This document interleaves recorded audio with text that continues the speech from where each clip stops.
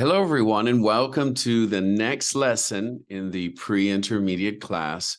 We're going to look at present continuous for the future when we talk about the future, and we're going to look at verbs plus prepositions. This is really important. We're going to have to memorize them. We're going to have to remember them. So let's get right to it. The first one is vocabulary and pronunciation.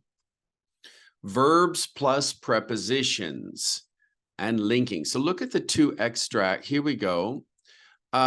You are usually the first to arrive. What do we say? The restaurant. To arrive the restaurant. What's the missing preposition? To arrive at the restaurant. At the restaurant. And what about number two? Your friends always need to wait you. Wait for you.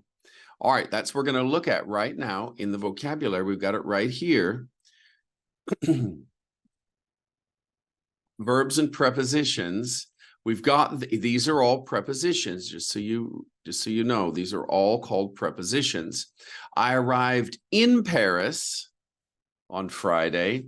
Now, I want you to go through these on your own. Now, you have here at the very end a listening file that's going to give you the answer. And I want you to first answer these on your own, do the listening file, repeat after the listening file so that you begin to speak more native-like. And if you want to record your voice and compare it to the native speaker, please do it. It's really helpful to improve your pronunciation. And then this is what I want you to do. I want you to note the ones you missed and practice them in separate sentences about yourself. So let's say you forgot this one. I don't agree with you. I said, I don't agree for you. Maybe you made a mistake. I don't agree for you. That's wrong. It's with you. So you make your own statement. I don't agree with my brother about politics. I don't agree with my brother on politics or about politics. So make up sentences and practice it until it becomes more natural. Now, interestingly, we use arrive in with cities or countries and arrive at for buildings and stations. That's interesting. All right. So I arrived in London, but I arrived at the office. In London, at the office. Now, let's do these with a speaking partner. You all have speaking partners, I think, or you should. So you're going to use the correct preposition. Let's do number one together. Do you spend more clothes or technology? Do you spend more on clothes or technology? I spend more on technology, I think, than clothes. I think that's safe to say. What about you? I think maybe clothes. I'm not sure, though. Maybe both. It's a tie, equal. I'm worried. Number two, if you're worried something, who do you normally talk? Pause it if you want to think. If you're worried about something, to worry about something, who do you normally talk to? You talk to someone. Number three, do you believe love at first sight? Why or why not? Do you believe in something? Do you believe in love at first sight? Do you? I'm not sure I do. I thought I did. Years ago, I thought it happened, but it didn't. So do you believe in it? I'd love to hear your thoughts. Do you belong in any clubs or organizations? Which ones? Do you belong to?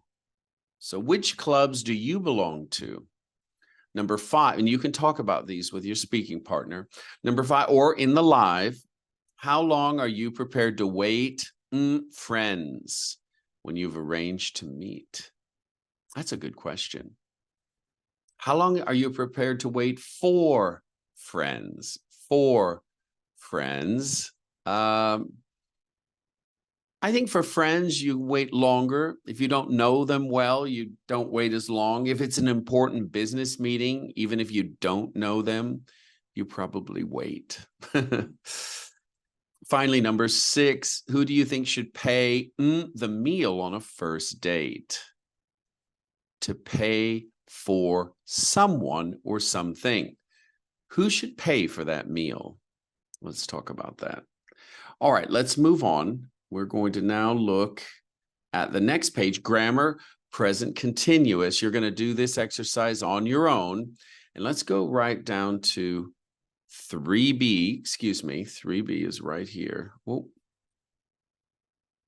And I'll read these. And you repeat after me. I'm seeing an old friend tonight. She's arriving at lunchtime.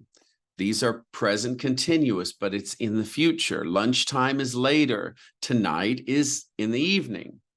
Now here's the negative. She isn't leaving until tomorrow. That's until Friday. That's future. They aren't coming to the party tomorrow. Also future.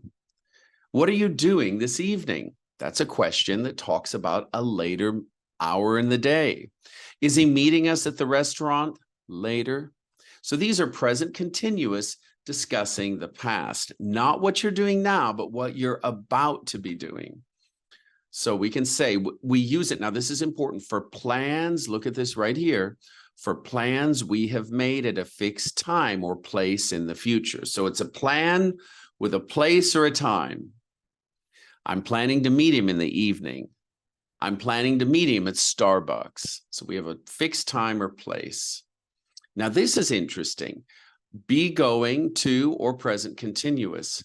No real difference. We can use either. I'm going to see Anna on Tuesday. I'm seeing Anna on Tuesday. And I think this is a really interesting observation you need to know when you're talking about verb tenses. Going to and present continuous are used similarly here. It's very common to use the present continuous with the expressions tonight, tomorrow, this evening. I'm leaving on Monday is more common than I'm going to leave on Monday. It's true. I'm leaving on Monday. All right. Now you've got homework. So you're going to do those. And of course, the answers are below. And then you've got some speaking exercises. You're going to listen to a conversation and try to copy the intonation. The intonation is when it goes higher or lower or emphasized. This is intonation. And then you can talk with a partner about different activities you're going to do this week. And that's where you can use present continuous. I'm going to go to this. I'm going to the speaking club this evening with Professor Corton. So we've got these sorts of things that you can talk about. All right. I think that is it. Here are the answers. Happy studying and see you soon. Bye-bye.